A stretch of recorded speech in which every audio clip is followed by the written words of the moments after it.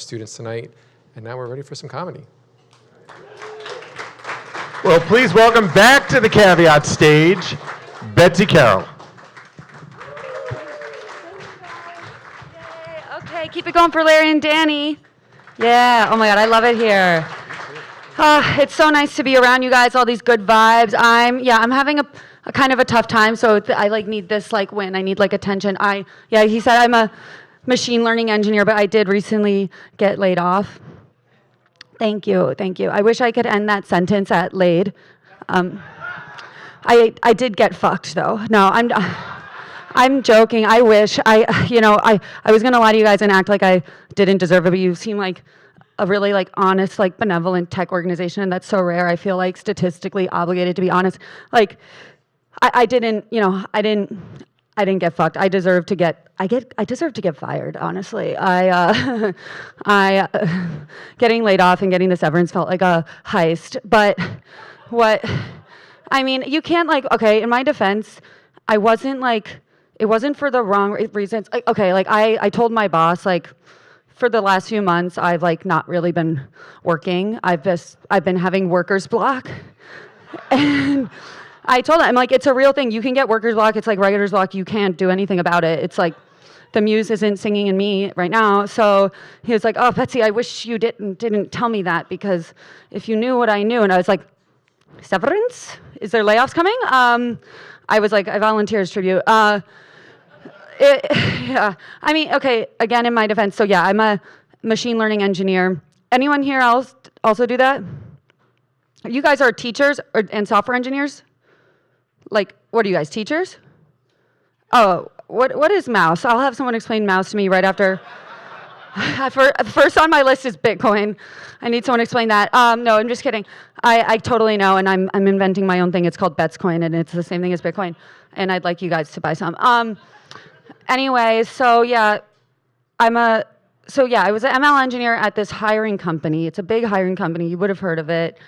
And what we were doing is using artificial intelligence to decide who gets a chance at jobs. And our candidates were all software engineers, and the models are all trained on the profiles of past software engineers on the platform and also just in life. And if you want to get a chance at a job, you're graded on how similar you are to past software engineers. Anyone see any problems with that? Yeah, it's pretty bad. So our model, it was egregiously racist, and when I pointed that out, they kind of just acted like I was a bummer, and the model, I'll say it was this is how the model worked. It wasn't it didn't look so bad until you drilled into how it graded individual candidates. If you changed certain things about their profile, or if you just look at how the candidate was successful on the platform afterwards. It was if they were a black person, they were clearly marked as a lower grading person with potential, because there's less people that are similar in the data because of historical discrimination. And so they just see no issue with that though, because they're but I do really well, I score well, and I tested it because the whole team was white male. And they also they were they just were sick of they called me a woke Karen, and I was you guys, you, for a bunch of sci-fi nerds, you really didn't understand Jurassic Park. You could really just watch a sci-fi movie till the end. I don't know what they're doing. And so it was just I just kind of got bummed out. I'm now in this weird spot where, I studied so hard for this for a long time in my life, and I liked it before I was doing it. So I'm I kind of feel tempted to get another job in this area. But also I'm it's just kind of triggering. It's kind of just a bummer. So I'm should I? But then I'm also well, if I am one of the only people that thinks this way in the field, and I'm not that good at it, that's the other thing, is I'm not even good at it. So I'm it's frustrating that I'm the only one with sort of philosophical feelings, and I'm really bad at this. So you just can only imagine how much good they could do if they applied the other part of their brain. It's frustrating. So I'm I should stay in this space. The other thing is, here's the real thing, I am applying for jobs again in this field, is because, I need a lot of money. I'm just used to it. I got used to it, and my hair, like this is expensive. Like, do you see how this has not moved? Like, I'm 34. Like, my biological clock is ticking. Like, all my friends are freezing their eggs. I'm freezing everything else, but I know that that's going to be something expensive on the horizon too. So I'm like trying to get a stable job again, but I'm going through this weird thing where it's kind of like trying, like on these interviews, I feel like I'm a woman who just realized she's a lesbian, but is like trying to seduce a man for his money. Because it's like, they could just tell like that I just figured something out and like I'm excited about it, but it's like not them. And like, because I'm being kind of obnoxious, and then I'm still like very interested in the money. So like, yeah, like I just had an interview at Bloomberg, and it was going pretty well. And they were like, "Do you have any questions for us?" And I was like, "Yeah, like so, what's your severance package like?" And they're like, "Oh, she does stand-up comedy. That's a good one, Betsy." So I was like, "Well, yeah, but like for joke research, what is it like?" And I was like, "You know what? I'll find out the lucrative way." Yeah, we'll see how I do on that one. And I was like trying to figure out like if you guys are like, and is anyone here like hiring? Like I'm like, whatever. If you are, this is all a joke. It's not true, and I'm a great employee. I do think I'm a great employee because like this is my way of helping. I'm like, like a saboteur. I'm like throwing a shoe in the gears and slowing it down a little to be like, can we pause and think about this? Like, when we were trying to think of what we should do, like I was always like shooting down their suggestions, which were just to kind of like put what we were already doing on crack. And I was like, let's slow it down. And they're like, well, what do you suggest we do? I was like, I suggest we hire a random black woman with no machine learning background. Like we just need someone to like talk to you guys and like kind of yell at you, like in a way that like I can, and I know like a black woman comedian, like Yamaneika Saunders. Imagine, do you guys know her? She's amazing, like just coming in, and I just think that they need to be like roasted in a like philosophical sense and they're never exposed to like different kinds of people than themselves, so they don't even know. They think that they're pretty normal. Anyway, so back to this job hunt stuff. So it's been fun trying to get a job. I've been doing something else to support myself, which is maybe a little more in line with like STEM's mission. I have been a private STEM educator. Really, I'm just like a high-end tutor. I like charge a lot of money to rich kids to teach them math and computer science. And I mean, I feel bad telling you guys that. And it's not like that bad because like, I'm not that evil. Like I actually have like a sliding scale like in my payment structure. The way it works right now is like it's $500 an hour if you're a billionaire's child, and if you're poor, it's free. It's just that right now I only see billionaires' children. And I do hope to have room in my roster soon. No, I mean, I know that makes me sound bad. I feel kind of embarrassed to tell you guys that because I know you guys are like really good. I don't really know what you guys do, but I know it's good. And I'll figure it out later. Like Larry explained it to me, and like I can't ask again, so. I was like staring at my own self in the Zoom. Anyway, so yeah, I do other volunteer work. I will say to make up for the tutoring thing. I also like to. I'm like, okay, I run this mentorship thing where I go uptown and I teach inner city girls how to be cyberbullies. And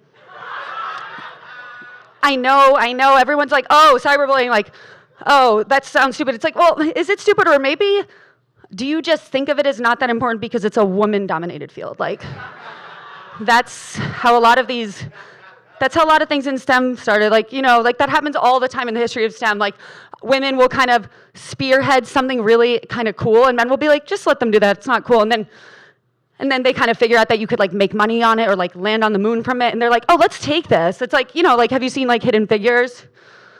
I mean, that's a great movie. I watch it every time I like feel lazy. I just like watch it to like kind of punish myself because I'm like, I feel like beat down by these guys. I'm like, this is nothing. But like, I love that movie, and I love the women. The women it's about. You know their names?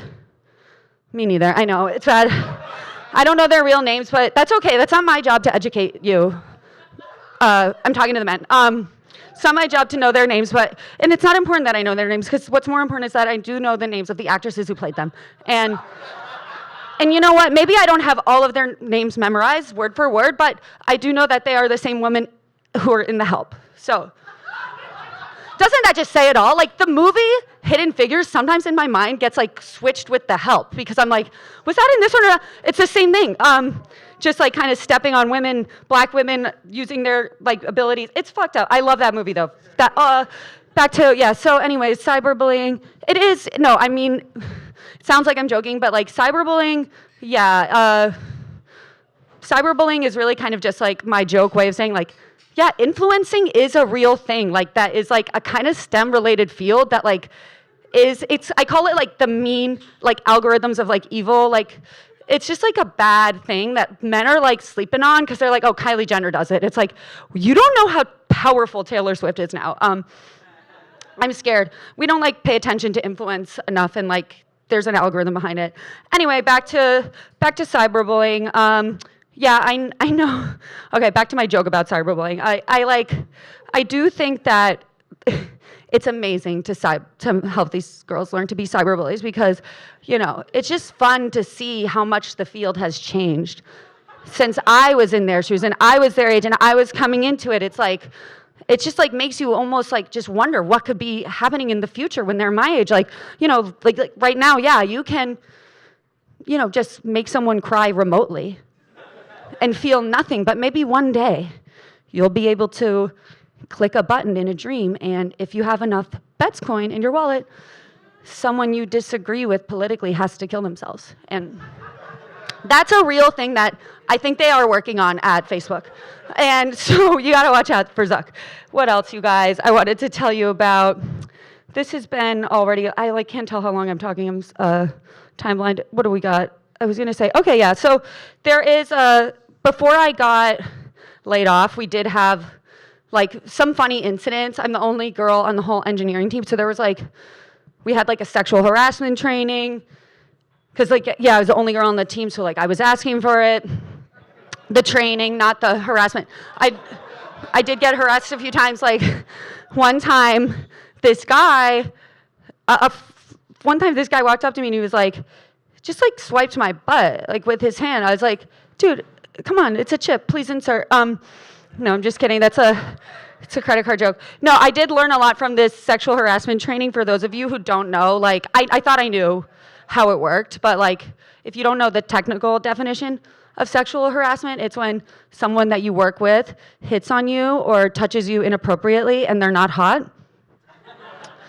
That's why, like, I would always say, like, what I do is okay with the sales guys. They like it.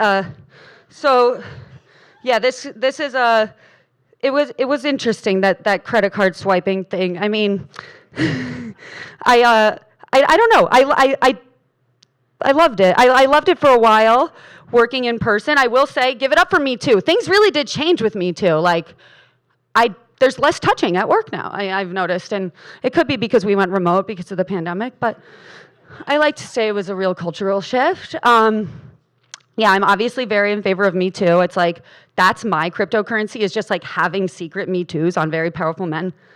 Like, I know I don't need a savings account. I just need to make a call, make a little threatening note, drop a line. No, I'm kidding. I've used all those up. So yeah, I love Me Too, but I kind of feel like, don't you think they could have chosen like a less useful phrase? Like Me Too kind of comes up a lot. Like now, when I'm at the bar getting a drink and I'm like, I'll have a vodka soda. Or my friend's like, I'll have a vodka soda. I'm like, Me Too. I mean, I would like one as well, please. Because I don't want to say it and accidentally summon the spirit of Ronan Farrow, because he's busy. I don't want a Netflix documentary about this. And yeah, I also, another thing about Me Too, I did learn a lot from Me Too, even though I thought I knew everything about consent, because another crazy thing about me, my mom is a sex therapist. I'll talk more about that later if I don't know if I'm running out of time. And so I thought I knew everything about like consent and like the gameplay, like the laws of the war of love or whatever. And, oh, there we go. Yeah, he's like, you're definitely out of time. So I thought I knew everything, but I did learn something. Like, did you know consent is like an ongoing contract? Like, you could be doing something and then you could just be like, no, not anymore. You could be like, you know, really into something at one point and then just go, no, stop. And now I love it. Like, that's what I do now, right after I come. and my fiance is still inside me, I'm like, I'm sorry. That's just like as far as I'm comfortable going with you tonight. I'm just not comfortable. That's like my boundary. All right, guys, I'm Betsy Carroll. Thank you. I got too sexual at the end. I'm sorry. Are there children here? Sorry, Larry. Oh, wait, also, I'm going to introduce our next comedian. All right, you guys, you know her from the New York Comedy Festival. Give it up for Sammy Schwaber.